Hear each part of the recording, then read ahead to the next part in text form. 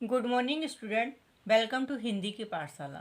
बच्चों, इस वीडियो में मैं आपके 12th बोर्ड एग्जाम के लिए वन शॉट रिवीजन लाए हैं और इस चैनल में हमारे जो भी आने वाले वीडियो होंगे उनमें भी हम जल्दी जल्दी आपका हिंदी का सिलेबस कंप्लीट करवाते जाएंगे।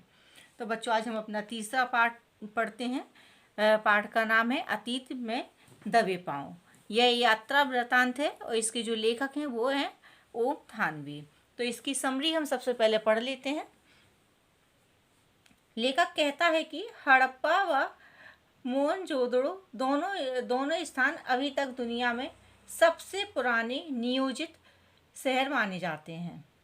ये जो लेसन है ये पूरा सिंधु सभ्यता पर है कि ये जो हड़प्पा और मोहनजोदड़ो जो हमें खुदाई में मिले थे, तो उस वो कैसी संस्कृति थी, वो नगर था, क्या था, उसके जो घर थे उसमें सबसे ज़्यादा कुएं थे। तो मतलब वो सब कुछ उसके बारे में बताया गया है। तो लेखक क्या कह रहा है? लेखक कहता है कि हड़प्पा व मोहनजोदड़ो दोनों स्थान अभी तक दुनिया के सबसे पुराने और नियोजित शहर माने जाते हैं। मोहनजोदड़ो, ठीक है। मोहनजोदड़ो ताम्रकाल के शहरों में सबसे बड़ा था। जो मोहनजोदड़ो है वो कैसा था? वो ताम्रकाल में शहर में सबसे बड़ा था शहर। यहाँ खुदाई में बड़ी तादाद में इमारतें, सड़कें, धातु पत्थर की मूर्तियाँ, चाक पर बने चित्रित घोड़े, मोहरें, साजो सामान और खिलौने आदि मिले हैं। यानी कई सामान यहाँ पे मिले हैं। हड़प्पा के ज़्यादातर साक्ष्य रेल लाइन बिछने के दौरान विकास की भीड़ चढ़ गया। जब जो हड़प्पा के जो साक्ष्य थे वो इसलिए नहीं मिले हैं, ज़्यादातर कम ही मिले हैं उसके, क्योंकि जब रेल लाइन बिछाई गई तो उसमें ये जो साक्ष्य थे वो मिट गए। मोहनजोदाड़ो की सभ्यता का केंद्र माना जाता है।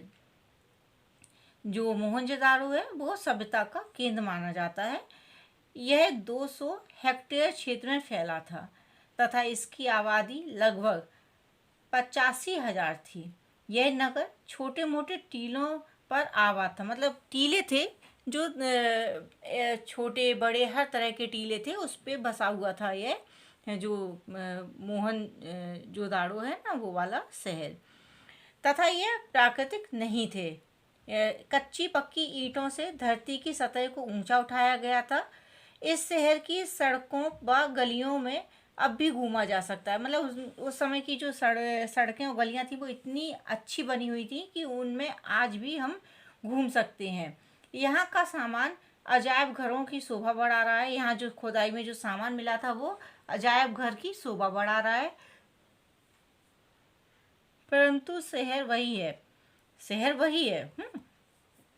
इस शहर की गलियां, मकान, चबूतरे, खिड़की, रसोई, सड़कें आदि सुंदर नगर नियोजन की कहानी कहते हैं। मतलब ये जो नगर था, नगर नियोजन से मतलब है कि ये नगर बनाया गया था, ये प्राकृतिक नगर नहीं था।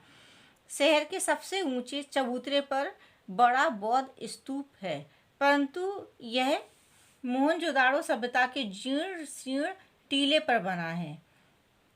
1922 ईस्वी में राखलदास बनर्जी ने इस स्तूप की खोज की तो उन्हें यहाँ ईसा पूर्व के निशान मिले।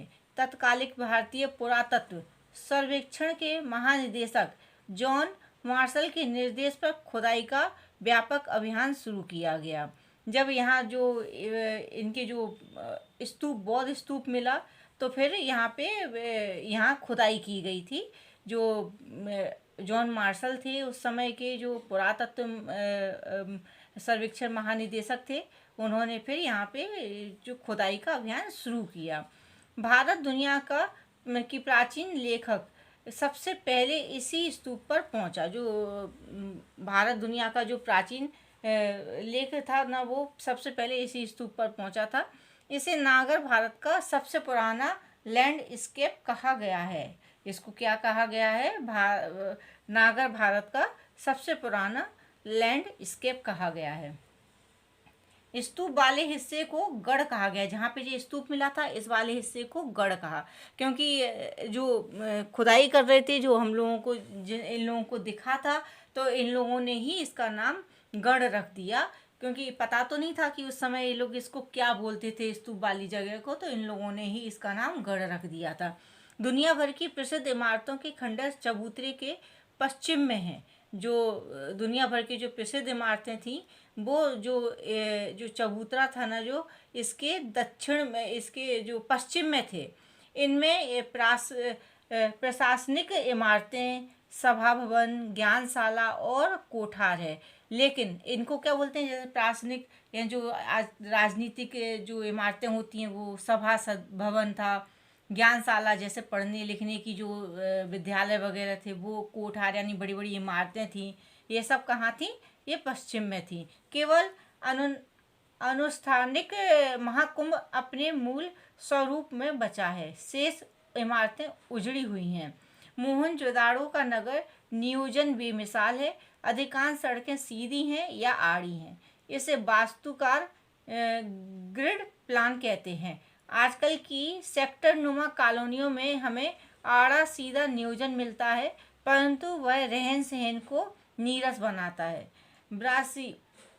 ब्रासीजिया, चंडीगढ़ या इस्लामाबाद ग्रिड शैली के शहर, मतलब ये शहर भी, इनको भी बसाया गया है, ये प्राकृतिक नहीं है, ये भी कैसे ग्रिड शैली के शहर हैं, परंतु उनमें स्वयं विकसित होने की क्षमता नहीं थी। इनको विकसित किया जाता था, ये स्वयं विकसित नहीं हो पाते थे। चबूतरे के गढ़ और ठीक सामने उच्च वर्ग की बस्तियां, जो चबूतरा था उसके ठीक सामने उच्च वर्ग की बस्तियां थी, जो ऊंचे वर्ग के लोग थे वो रहते थे वहाँ पे। उनके पीछे 5 किलोमीटर दूर सिंधु बहती थी। ठीक है, उसके पीछे कितने, जो चबूतरा था उसके ठीक पीछे 5 किलोमीटर दूर सिंधु नदी बहती थी। दक्षिण में टूटे घर कामगारों के थे, और दक्षिण में कैसे घर थे? टूटे हुए घर थे, तो वो अनुमान लगाया गया कि ये घर कामगारों के होंगे। लेखक प्रश्न करता है कि निम्न वर्ग का अस्तित्व था या नहीं। शायद उनके घर कमजोर रहे होंगे, जो समय के अनुसार नष्ट हो गए होंगे। तो लेखक बोलता है कि ये नहीं पता चला है कि निम्न वर्ग के जो लोग थे वो यहाँ पे थे कि नहीं। अगर होंगे भी तो उनके घर कमज़ोर होंगे, छोटे होंगे, कच्चे होंगे, तो समय के साथ ही वो नष्ट हो गए होंगे। लेकिन जो कामगार लोग थे उनके घर टूटे फूटे मिले हैं। टीले के पास महाकुंड है, इसका नाम देव मार्ग रखा गया है। यह सामूहिक स्नान के काम आता था। यह 40 फुट 25 फुट चौड़ा व 7 फुट गहरा था। इसके उत्तर व दक्षिण में सीढ़ियाँ उतरती हैं। इसके 3 तरफ साधुओं के कक्ष हैं। तो उत्तर में 2 पंक्तियों में 8 स्नान घर हैं। इसमें किसी का दरवाज़ा दूसरे के सामने नहीं खुलता। हर कुंड थे, सबके दरवाजे एक थे और अलग खुलते थे, किसी के सामने नहीं खुलते थे। इनमें इस कुंड का निर्माण पक्की ईंटों से हुआ है। पानी का रिसाव रोकने व गंदे पानी से बचाव के लिए कुंड के तल व दीवारों पर चूने व चिरोड़ी के गाड़े का प्रयोग किया गया है। पानी के लिए एक तरफ कुआं है, इसे चूने और चिरोड़ी के गाड़े का प्रयोग किया गया, जिससे इसमें मजबूती आए और ज़्यादा समय तक चले। कुएं से पानी को बाहर बहाने के लिए नालियां हैं।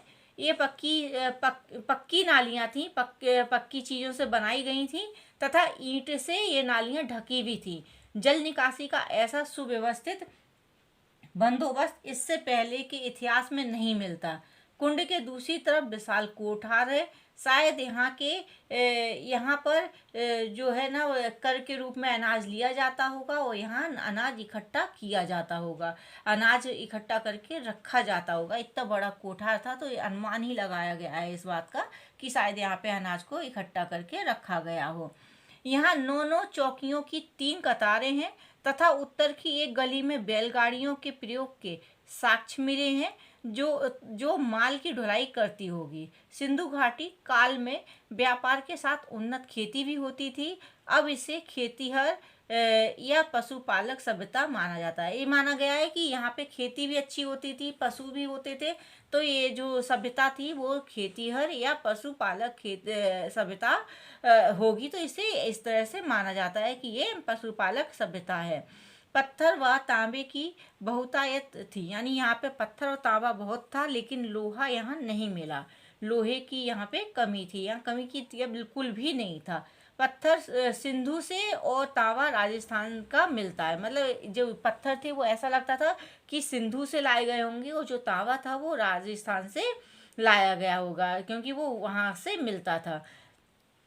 इनके लाया गया, इनके जो उपकरण थे वो खेती बाड़ी में प्रयोग किए जाते थे। कपास, गेहूं, जौ, सरसों व चने की उपज के सबूत मिले हैं कि ये सारी अनाज यहाँ उपज होती थी इन अनाजों की। यही कपास, बेर, खजूर, खरबूजे, अंगूर, ज्वार, बाजरा और रागी की खेती भी होती थी। यहाँ से मिला सूती कपड़ा दुनिया के सबसे पुराने नमूनों में से एक है। जो सबसे पुराना नमूना वो यहीं से मिला है, सूती कपड़ा वो सबसे पुराना यही है नमूना। और दूसरा एक और सूती कपड़ा का नमूना मिला है, वो है 30,000 ईसा पूर्व का, जो जो जॉर्डन से मिला है। मोहनजोदाड़ो में रंगाई का भी काम होता था, कपड़ों की रंगाई का। ऊन व लिनन का आयात सुमेर से होता था। यहाँ जो ऊन और लिनन थी मिली थी वो उसका आयात सुमेर से होता था। महाकुंड के उत्तर पूर्व में लंबी इमारत के अवशेष मिले हैं। इसके बीच में खुला बड़ा दालान है, एक तथा 3 तरफ बरामदे हैं। इसे कॉलेज ऑफ पीस्ट माना जाता है। यहाँ पे क्या जो बोलते हैं कि पूजा पाठ की जाती थी इस जगह पे। तो दक्षिण में 20 खंभों वाला एक हॉल है, जो शायद राज सचिवालय, सभा भवन या सामुदायिक केंद्र रहा होगा। गढ़ की 4 दीवारी के बाहर नीचा नगर था। जो गढ़ है ना, जहाँ पे जो स्पूत मिला था उसे गढ़ बोला गया था। उसकी चारों तरफ 4 दीवारी थी और उसके बाहर एक नीचा नगर था। खुदाई की प्रक्रिया में टीला का आकार घट गया था। जो टीले थे ना, उनका आकार घट गया था। पूरब की बस्ती रईसों की बस्ती थी। इसमें बड़े घर, चौड़ी सड़कें तथा ज़्यादा कुएं थे। मोहनजोदाड़ो के सभी खंडरों की खुदाई करने वाले पुरातत्वों का संक्षिप्त नाम था DK।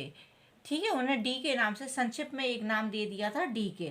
तो DK क्षेत्र दोनों बस्तियों में सबसे महत्वपूर्ण है। शहर की मुख्य सड़क यहीं पर है। यह बहुत लंबी सड़क है तथा 33 फुट चौड़ी है। इस पर एक साथ 2 बैलगाड़ियां आ जा सकती। मतलब इतनी चौड़ी चौड़ी सड़कें बनाई गई थी उस समय कि एक साथ 2 बैलगाड़ियां आ जा सकती थी। इतनी चौड़ी वहाँ पे सड़क बनाई जाती थी। यह सड़क बाजार तक पहुंचती थी और यह सड़क पूरी बाजार तक जाती थी। इस सड़कों के दोनों ओर घर थे, सड़क की तरफ कोई भी दरवाज़ा नहीं था। मतलब ऐसे घर थे कि उनके घर के जो दरवाजे थे वो सड़क की तरफ नहीं खुलते थे, और दोनों घर सड़क के दोनों ओर घर थे। काबूजिए ने भी चंडीगढ़ में इस शैली का प्रयोग किया है। सड़क के दोनों तरफ ढकी हुई नालियां थीं। मतलब वो बता रहे हैं कि चंडीगढ़ में भी इसी शैली का प्रयोग हुआ है। सड़क के दोनों तरफ घर हैं, लेकिन किसी का भी दरवाज़ा सड़क की तरफ नहीं खुलता है, और सड़क की जो दोनों तरफ ढकी हुई नालियां हैं। हर घर में एक स्नान घर था। ये बता रहे हैं कि जो घर बने हुए थे उसमें हर एक में वॉशरूम था, यानी स्नान घर था। और नालियाँ घर का पानी हौदी तक लाती थी। वहाँ नालियाँ भी थीं जो अपने पूरे घर का पानी एक हौद बना था उसमें हौद तक लाती थी, और फिर ये नालियों से जाकर जुड़ जाती थी। फिर वहाँ से भी वो जाके नालियों से जुड़ जाती थी। ज़्यादातर नालियाँ कैसी थी? ढकी हुई थी। बस्ती की अधिकतर सड़कें 9 से 12 फुट तक चौड़ी थी। जो बस्तियों में भी जो सड़कें थी वो भी 9 से 12 फुट तक चौड़ी थी। बस्ती के कुएं पकी हुई एक ही आकार की ईंटों से बने थे। मतलब एक ही आकार की पकी हुई ईंट थी, उसी से बस्ती के जो कुएं थे वो बने हुए थे। वहीं लगभग 700 कुएं और क्या कितने कुएं पाए गए हैं? 700 कुएं लगभग पाए गए हैं वहाँ। इसे क्या बोलते हैं? इसे जल संस्कृति भी कहा जाता है कि यहाँ पानी की बहुत सुविधा थी। जल संस्कृति बोलते हैं इसको। DKG हल्के के घरों की दीवारें दीवारें जो ऊंची और मोटी हैं वहाँ शायद 2 मंजिले मकान भी होंगे। बता रहे एक जगह वहाँ पे उन्होंने क्या नाम रख दिए थे, DKG, तो एक नाम था DKG एक जगह का। तो वहाँ पे कैसे थे, जो घर थे उनके घर की दीवारें ऊंची थी और मोटी थी। तो इससे अनुमान ऐसा लगाया जा रहा है कि शायद उस घर वो 2-2 मंजिल घर रहे होंगे। सभी पक्की पकी हुई ईंटों से बने थे। जो घर थे वो सभी पकी हुई ईंटों से बने थे तथा ईंटें भी एक ही आकार, एक एक अनुपात 2 अनुपात 4 के अनुपात की थी। यहाँ घरों में केवल प्रवेश द्वार थे, खिड़कियां नहीं थी। बड़े घरों के भीतर आंगन के चारों तरफ बने कमरों में खिड़कियां थी। मतलब जो घर था, घर के बाहर गेट तो था लेकिन ऐसी खिड़की नहीं थी जो घर से अगर खिड़की खोले तो बाहर की तरफ खोलें। वो ऐसी खिड़की थी कि जो आंगन था, आंगन के जो चारों तरफ जो घर कमरे बने हुए थे उसमें खिड़कियां थी जो आंगन में ही खुलती थी। घर छोटे बड़े थे, सभी घर एक कतार में थे तथा अधिकतर का आकार 30 गुना 30 फुट था। मतलब 30 आगे 30 पीछे, 30 बाई 30 का फुट के घर थे सभी आज, और सब एक कतार में बने हुए थे और एक से ही लगते थे। कुछ इनसे काफ़ी बड़े भी थे। सबकी वास्तुशैली भी एक जैसी लगती है। डी के भी डी के वही 100 हल्के से एक घर में दाढ़ी वाले याजक नरेश की मूर्ति मिली।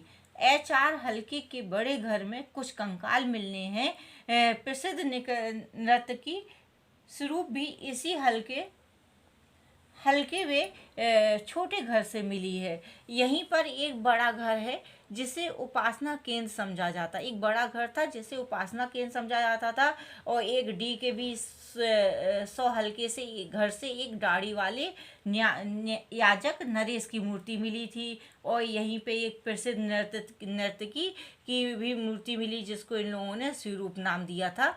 और एक बड़ा सा घर मिला जिसको इनने उपासना केंद्र समझा है कि हाँ यहाँ पे उपासना की जाती होगी।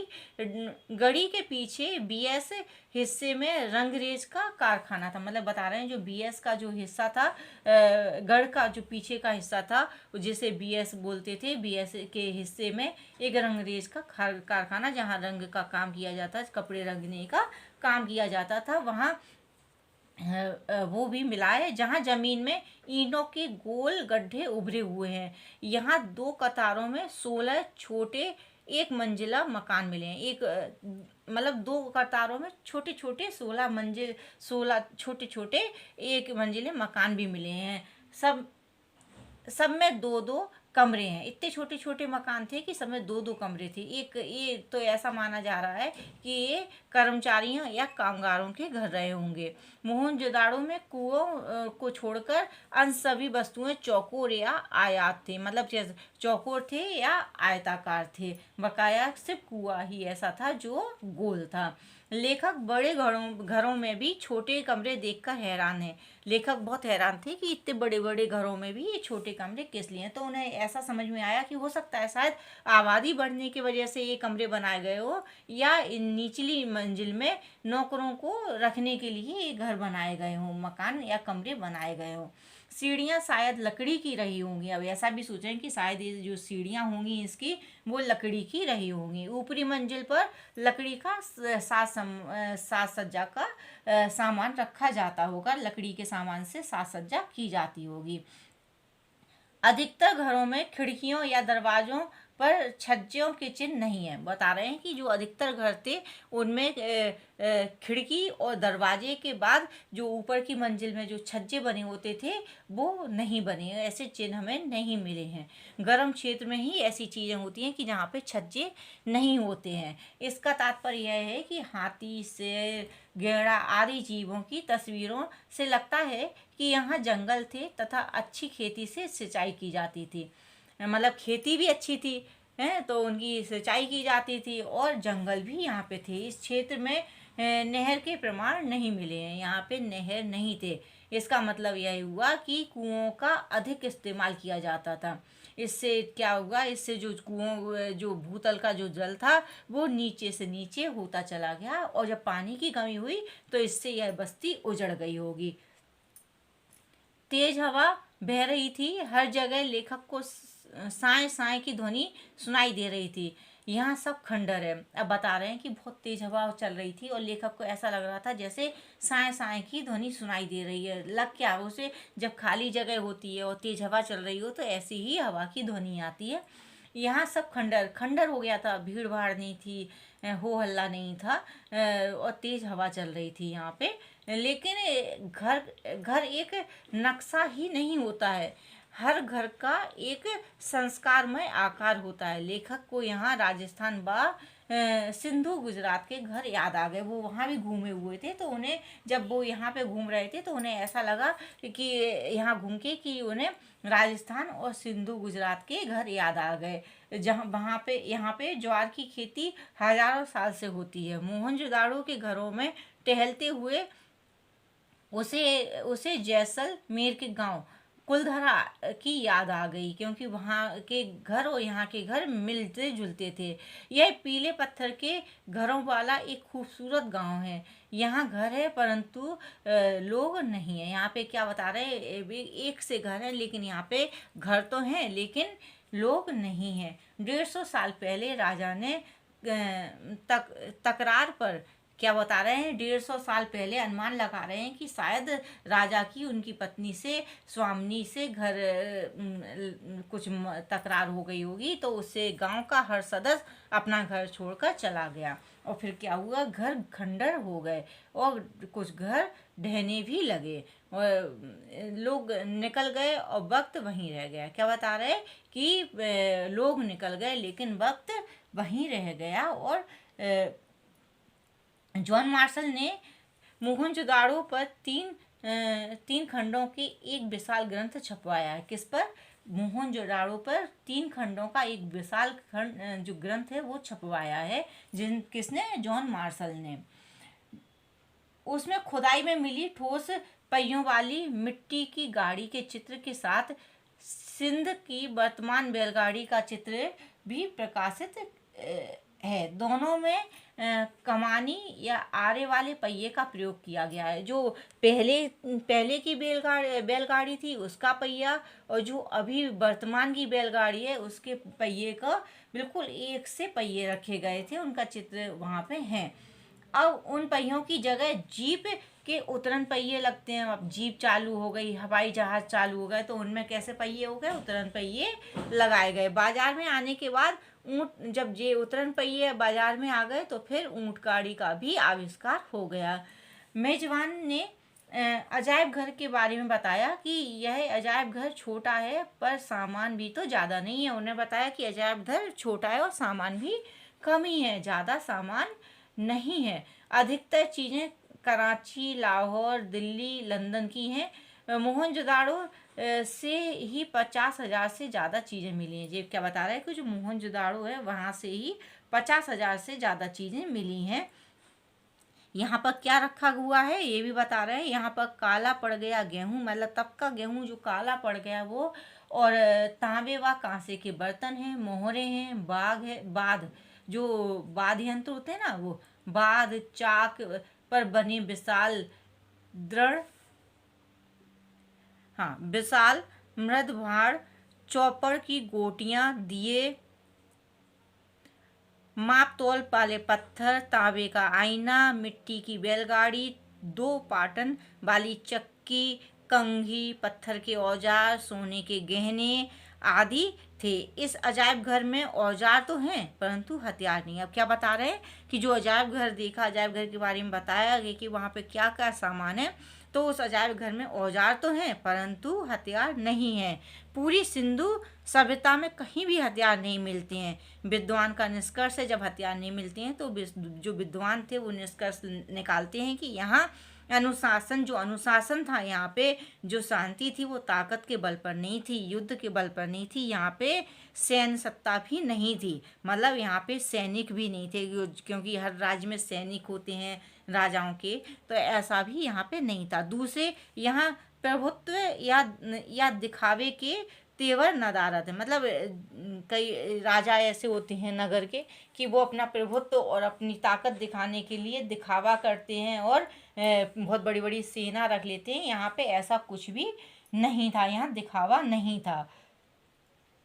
दूसरी सभ्यता में राजतंत्र या धर्मतंत्र की ताकत का प्रदर्शन करने वाले महल, उपासना स्थान, मूर्तियाँ और पिरामिड मिलते हैं, परंतु हड़प्पा संस्कृति में महल, मंदिर, समाधियाँ नहीं मिलती हैं। यहाँ के जो मूर्ति शिल्प और औजार भी छोटे हैं। मुकुट व नावें भी छोटी हैं। ऐसा नहीं है कि राजाओं की नावें अलग हों, राजाओं के मुकुट बड़े हों, भारी हों, और नावें भी बहुत बड़ी बड़ी हों और बहुत मतलब बहुत बड़ी और सजी हुई हूँ, ऐसा नहीं। वहाँ की जो नावें थी वो भी छोटी थी, वहाँ के औजार भी छोटे थे।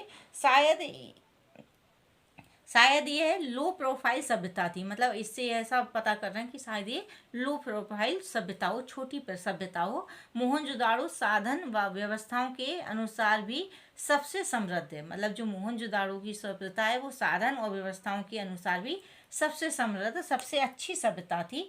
यहाँ पर आडंबर नहीं है। दूसरे, यहाँ की लिपि को, यहाँ की जो लिपि थी, जो लेखनी थी, वो अभी तक पढ़ी नहीं जा सकी है, क्योंकि अभी उस जो लिपि थी उसको समझ नहीं पाए हैं अभी यहाँ के लोग। अतः अनेक रहस्य अभी भी सामने नहीं आया। अब लिपि नहीं समझ पा रहे, वहाँ का लिखा हुआ जो भी साक्ष्य मिल रहा है उसको नहीं समझ पा रहे हैं, तो उसके जो रहस्य हैं वो भी अभी तक काफ़ी ऐसे हैं जो अभी सामने नहीं आए हैं। सिंधु घाटी के लोग कला प्रिय थे, ये इतना समझ में आ रहा है। जो सिंधु घाटी के लोग थे वो कला प्रिय थे। किस वजह से समझ में आ रहा है? क्योंकि उनकी यह कला प्रियता वस्तुकला, धातु व पत्थर की मूर्तियों, मृत भांड और उन पर चित्रित मनुष्य, वनस्पति, पशु पक्षियों की छवियां और सुनिर्मित मोहरें, उन पर उकेरी गई आकृतियों, खिलौने, सुदृढ़ अक्षरों में सिद्ध होती है। जो उनके जो सुघड़ होते हैं ना, जो अच्छे अच्छे अक्षर होते हैं, इससे सिद्ध होती है, सुंदर अक्षरों से सिद्ध होती है कि सिंधु सादी की घाटी की जो सभ्यता है वो खूबी, उसकी खूबी, उसका सौंदर्य बोध है। कि इससे समझ में आता है कि ये कला प्रिय थे। यहाँ के जो लोग थे वो कैसे थे? वो कला प्रिय थे। जो राजपोषित या धर्म पोषित, राजपोषित नहीं थे और धर्म पोषित भी ना होकर समाज पोषित थे। मतलब ऐसा नहीं था राजा अपने आप को पोषित करता रहे, धर्म को पोषित कर, नहीं, समाज पोषित थे। ये समाज को बढ़ाते थे, समाज को विकसित करते थे। अजायब घर में तांबे व कांसे की सुइयां भी मिली हैं। सुइयां किसकी? कांसे की और तांबे की। काशीनाथ दीक्षित को सोने की 3 सुइयां मिली थी, और जो काशीनाथ दीक्षित थे उनको सोने की भी 3 सुई मिली थी। शायद ये कसीदेकारी में काम आती रही होंगी। क्या बता रहे हैं? कि शायद यह जो सुइयां हैं वो कसीदे, मतलब कढ़ाई, सिलाई, बुनाई में काम आती होंगी। नरेश के बदन पर आकर्षण गुलकारी वाला दुसाला भी मिला। जो एक मूर्ति मिली थी नरेश की, तो उसके बदन पर एक दुसाला भी मिला जो बहुत अच्छी उसमें कढ़ाई बुनाई की गई थी। आज छापे वाला कपड़ा अजरक सिंध की खास पहचान है। जो दुसाला मिला था वो आज कहाँ का है? वो अजरक सिंध का की खास पहचान है, वो वाला कपड़ा मिला था। या हाथी दांत व तांबे सुए भी मिले हैं। किसके? हाथी दांत और तांबे के सुए भी मिले हैं यहाँ पर, जो शायद दरियाँ बनाने के काम आते हैं। सुई छोटी होती हैं तो उससे कढ़ाई, सिलाई, बुनाई वगैरह हो जाती थी, लेकिन सुए मतलब बड़ी बड़ी सुई होती है, उनको सुए कहते हैं। तो बता रहे हैं कि शायद ये सुए, इनसे दरियाँ बनाने का काम होता था। अब मोहनजोदाड़ो में खुदाई बंद कर दी गई है। क्या बता रहे हैं? कि अब मोहनजोदाड़ो में जो खुदाई हो रही थी उसको बंद कर दिया, क्योंकि सिंधु के पानी का रिसाव, अब क्या सिंधु नदी वहीं पास में थी, तो उस नदी का जो रिसाव शुरू हो गया था, यहाँ तक आने लगा था धीरे धीरे। और जो यहाँ पे जो खुदाई हो रही थी वो दलदल की समस्या पैदा हो रही थी वहाँ पे, इसलिए वहाँ पे खुदाई बंद कर दी। अब तो बस इन खंडरों को बचाकर रखना ही चुनौती है। ऐसा बोल रहे हैं कि अब जो खंडर हैं उनको बचाकर रखना ही एक चुनौती है, क्योंकि ये सभ्यता बहुत पुरानी है और हमारी धरोहर है हमारी, तो इनको अब बचाना भी वो एक चुनौतीपूर्ण कार्य है। तो बच्चों, आज हमारा ये चैप्टर हो गया। इस चैप्टर की हमने आपको समरी पढ़ा दी है।